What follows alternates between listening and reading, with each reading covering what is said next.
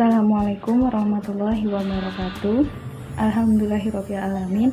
Kita panjatkan kehadirat Allah Subhanahu wa Ta'ala, di mana kita masih diberikan kesehatan untuk bisa berkumpul kembali dalam kegiatan rutinitas kita, yaitu pada bulan kedua ini dalam kegiatan program parenting dengan tema mengatasi emosi yang tidak stabil pada anak. Pertama-tama saya ucapkan terima kasih banyak kepada Bapak Kepala Sekolah yang telah memberikan kegiatan yang bermanfaat kepada kita semua pada bulan hari ini. Kedua kalinya saya ucapkan terima kasih kepada rekan-rekan Dewan Guru yang sudah membantu menjalankan kegiatan kita hari ini, dan kepada ibu bapak semua yang telah berkenan hadir pada kegiatan kita pada hari ini. Baiklah, di sini saya Ibu Putri Yulia Pratiwi, salah satu pengajar di PAUD Permata Ibu ini, yang telah diberikan amanat untuk mengisi materi pertemuan kita pada hari ini. Baiklah, untuk mempersingkat waktu, mari saja kita mulai acara kita pada pagi hari ini, yaitu akan membahas tentang mengatasi emosi yang tidak stabil pada anak. Emosi negatif bukanlah hal yang buruk ya. Terkadang anak itu marah, menangis, kemudian kesal, bosan, kemudian mengamuk gitu ya. Tapi para ibu bapak itu perlu ketahui, itu sebenarnya bukanlah emosi yang negatif, bukanlah emosi yang buruk.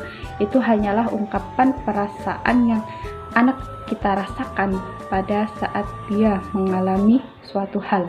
Namun di sini ya perlu kita temani apabila anak kita sedang mengalami kondisi tersebut. Apabila kita membiarkan anak tersebut melampiaskan kemarahannya, emosinya, kekesalannya sendiri, itu akan berakibat fatal pada perkembangan anak, di mana anak tersebut akan merasa ini sudah menjadi kebiasaan pada dirinya, di mana saat dia merasa kesal, contohnya anak itu saat kesal dengan temannya, dia meminta mainan, meminjam mainan pada temannya, tidak dipenuhi, tidak diberikan, maka anak itu akan kesal. Kemudian dia merajuk dengan marah-marah tidak jelas dan memarahi orang di sekitarnya sebagai pelampiasannya. Nah, jika hal itu kita biarkan, maka itu akan menjadi kebiasaan kepada anak. Di saat anak menerima suatu hal, masalah apapun, mereka akan melakukan hal yang sama, tidak peduli itu di rumah ataupun di depan umum, dan itu sungguh sangat merupakan perilaku yang negatif tentunya. Jadi peran orang tua di sini selalu harus mendampingi anak di saat anak mengekspresikan emosinya. Kita harus mendampingi dengan sabar dan memberikan arahan kepadanya. Kemudian untuk menumbuhkan sikap emosi yang baik pada anak, menjadi orang tua itu kita harus selalu hangat dan selalu menunjukkan kasih sayang, di mana ketika kita menunjukkan kasih sayang kepada anak, kita memberikan sikap yang hangat kepada anak, anak tentu akan langsung merespon pada perasaannya. Oh, ibu saya, oh bapak saya ini sayang gitu. Jadi anak akan merespon dengan sendirinya bagaimana ketulusan kasih sayang orang tuanya, sehingga dia merasakan bahwa dia tuh akan dalam keadaan aman, nyaman, dan tentram. Apabila bapak ibu semua memberikan kasih sayang yang penuh, memberikan kehangatan dalam keluarga, anak tersebut akan merasa nyaman dan tentunya tidak menimbulkan efek-efek ekspresi emosi yang negatif. Misalnya ketika anak sedang mengalami bosan, anak seringnya mengalami bosan, tentunya ketika anak mengalami bosan, kemudian si ibu datang bertanya kepada si anak, kenapa dek, kok kelihatannya murung, ada apa? Kemudian anak menjawab, adek bosan bu, adek bosan bun di rumah, gitu. adik pengen bermain ini tapi tidak punya teman. Nah, kemudian respon si ibu dengan penuh hangat ya, boleh ibu bantu, boleh ibu temani. Dengan begitu anak akan merasa dalam hatinya tuh merasa senang, kemudian merasakan energi positif, emosi positif yang anak rasakan terhadap rangsangan yang diberikan oleh ibunya. Dengan begitu anak akan selalu merespon dengan baik emosi-emosi, dapat mengolah emosi dengan baik dari dalam lingkungan keluarga tersebut. Meskipun begitu ya, kita tetap harus memberikan cara atau memberikan arahan kepada anak dalam mengenali emosinya. Untuk yang pertama yaitu Bapak Ibu bisa melakukan cara biarkan anak itu mengenali emosi negatifnya. Mengapa? Karena dengan anak mengenali emosi negatifnya, anak itu bisa menyadari bagaimana dirinya, bagaimana mengekspresikan dirinya di depan keluarga maupun di depan temannya dan di lingkungannya. Saat anak itu marah, kita biarkan, tapi kita pantau ya, kita biarkan karena itu marah. Kemudian kita tunggu setelah anak itu mereda amarahnya. Kemudian kita tanya, adik kenapa marah?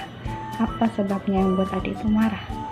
Kemudian si anak menjawab, karena tadi di sekolah adik mainannya direbut oleh teman. Kemudian apa tanggapan kita? Tentunya kita memberikan respon yang baik kepada adik. Nah, kita berikan penjelasan kepada anak tersebut. Kalau adik misalnya mainannya diambil, nggak boleh marah. Boleh kita marah, tapi jangan terlalu marah atau sampai memukul dan melukai orang lain. Cukup katakan, kalau kamu mau mainan saya harus bilang, jangan langsung ambil karena tidak baik. Kalau kamu bilang saya mau berikan gitu. Kalau dia ambil mainan adik secara tiba-tiba, berikan saja. Kemudian bilang pada anak, kalau kamu mau mainan punyaku lain kali bilang ya. Nah, dengan begitu anak akan merespon dengan sendirinya. Oh, berarti saat saya marah saya harus begini, saat saya marah harus begini. Jadi dia akan mengelola emosinya dengan sendirinya. Kemudian cara yang bisa ibu dan bapak lakukan selanjutnya yaitu dengan pahami penyebabnya, pemicunya. Sebelum kita menasehati ketika anak marah atau anak bosan atau anak kesal dan lain sebagainya, kita langsung menasehati anak atau memarahi anak, itu tentunya akan membuat anak merasa tambah memiliki perasaan yang tidak senang, perasaan yang tidak enak. Jadi kita harus mengetahui dulu apa pemicunya. Misalnya ketika anak itu merasa kesal, kita tanya, kita dekati, ada apa? Terus kita mencairkan suasana. Contohnya ibu bisa ya memberikan sedikit cerita kepada anak. Mau nggak ibu berikan cerita ini? Mau nggak ibu berikan sebuah cerita pada misalnya dongeng tentang buaya, si kancil dan buaya. Nah, kita akan bercerita atau kita menceritakan hal-hal fantasi yang membuat anak merasa penasaran. Di situ kita nanti anak itu akan menjadi terbuka, kesalnya itu akan hilang, dan setelah kesalnya anak itu hilang, kita bisa menanyakan kepada anak sebenarnya apa yang terjadi sehingga membuat si anak tersebut menjadi kesal. Kemudian cara yang selanjutnya yang bisa bunda-bunda lakukan di rumah ya, dengan memberikan pilihan kepada anak. Misalnya ketika anak itu marah atau anak itu merasa kesal, coba dekati perlahan, kemudian bilang kepada anak cara adik, kenapa adik ini merasa kesal? Kalau adik merasa kesal, bunda mempunyai pilihan cara melampiaskan kekesalan adik. Yang pertama dengan membaca buku, yang kedua dengan cara mencari melakukan hal-hal yang menarik. Kemudian anak itu pasti penasaran, bagaimana cara melakukan hal-hal yang menarik, Bu? Nah, di situ kita harus kreatif ya sebagai bunda-bunda dan orang tua di rumah. Misalnya kita ajak anak hal kreatif, adik mau nggak penasaran kan tentang apa sih hal kreatif itu? Nah, kalau adik mau tahu, adik bisa ikut bunda, kita akan melakukan hal kreatif bersama. Nah, di situ bunda dan orang tua bisa mengajak anak melakukan hal kreatif seperti mengajaknya ke kebun. Kenapa kita ke kebun, Bun? Nah, di sini hal kreatif kita mulai. Kemudian ajaklah anak untuk berbincang, bercerita sambil mengerjakan sesuatu pada kebun tersebut, misalnya menanam bunga atau mencabut rumput dan sebagainya, sehingga bisa menghibur anak dan melupakan kekesalan pada anak. Kemudian cara yang selanjutnya yaitu dengan memberikan dia waktu. Tentunya perlu sekali ya dengan memberikan waktu ini kepada anak. Ketika anak merasa emosi, ketika dia sering ketika anak menangis ya, sering kita sebagai orang tua melihat anak itu tiba-tiba menangis, kemudian kita tidak sabar dan malah mengomeli anak tersebut. Kenapa menangis? Jangan menangis, diam. Nah, seperti itu kira-kira. Tetapi itu merupakan hal yang salah. Seharusnya kita sebagai orang tua harus nah, ketika anak tersebut marah, kita jangan langsung memarahinya, mengomelinya, tapi kita memberikan waktu kepada anak. Kita temani anak sampai anak tersebut selesai menangis. Kemudian ketika dia sudah mulai menangis, kita tanya, sudah nak menangisnya? Nah, ketika anak itu menjawab, baru kita dekati si anak tersebut, tanyakan baik-baik mengapa anak itu menangis, kemudian kita cari perhatiannya, kemudian kita bisa membaca suatu cara yang bisa membuat anak itu menjadi senang kembali.